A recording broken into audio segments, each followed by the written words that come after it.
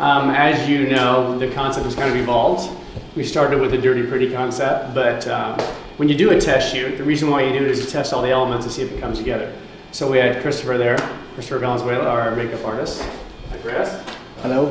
We have Thompson, Thompson Injury. We have Giovanni, we have Mookie, and we have Sean, our models. And we have Mike behind the camera. Hi, Mike. And I think as an artist, from an artist perspective, if I can't get my mind around it, then I can't share that concept and inspiration with you.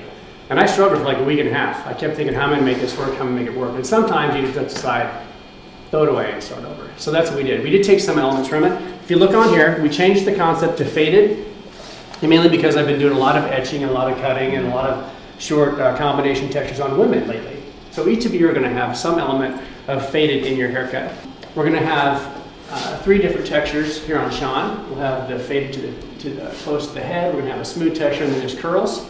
Mookie's going to have a transition too. I don't know if I'm going to do texture on top here, but he's got some fading with some etching tied into his tats.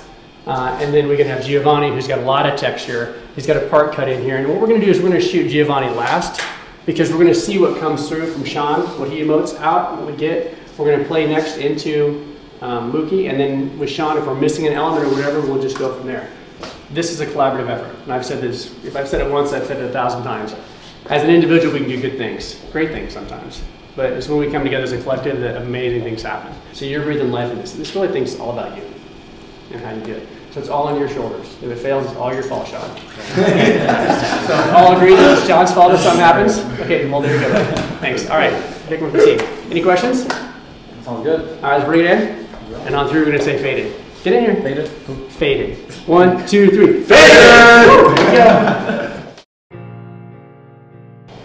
I'm much more comfortable doing men's cuts for some reason. I think I've been doing it for so long. I've been cutting my hair for years, and then I cut a lot of the guys when I was in the military. So for me to be able to style men's hair, I think also because I connect with it. You know, I style my hair, and it makes me feel good about what I see. So maybe we can mimic this line right here. Mimic this line and mimic some of this right here. Yeah, let's do that. That'll be cool.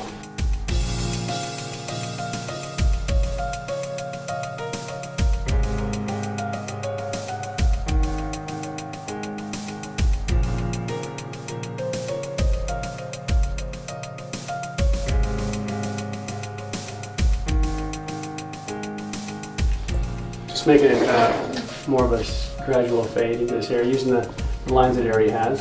I like the texture that he has. The story's going to be a little, kind of go from smoother to a rougher texture, and then even some disjointed texture with Sean over there with having 2 different layers.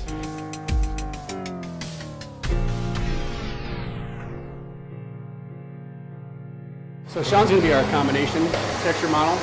So instead of doing a smooth transition in the fade, we're going to do a very tight buzz here into a slick back look all the way to the back.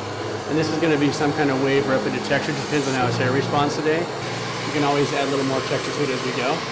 But I definitely want you to see the 3 different transitions of the hair texture with Sean. I think one of the biggest challenges I had from the beginning was getting the models.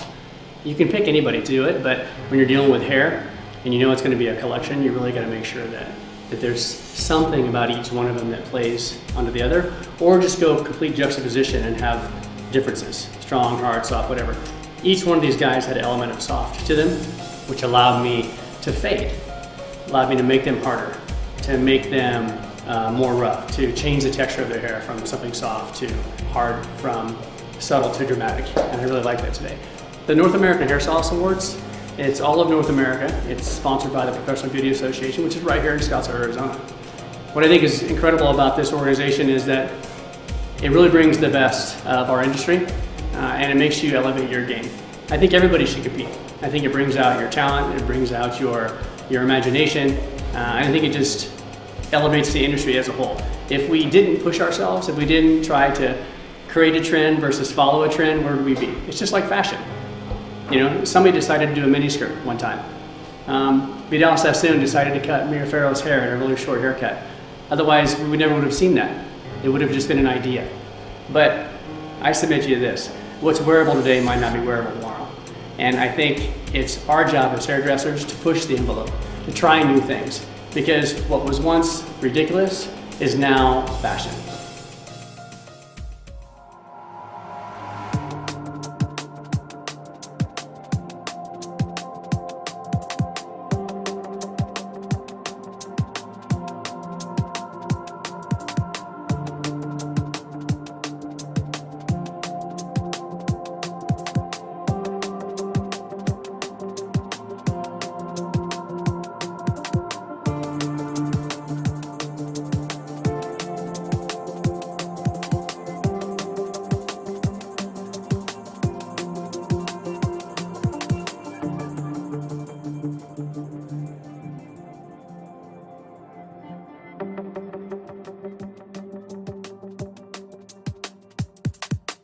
I think overall it was a great group of guys. It was a good palette to work with.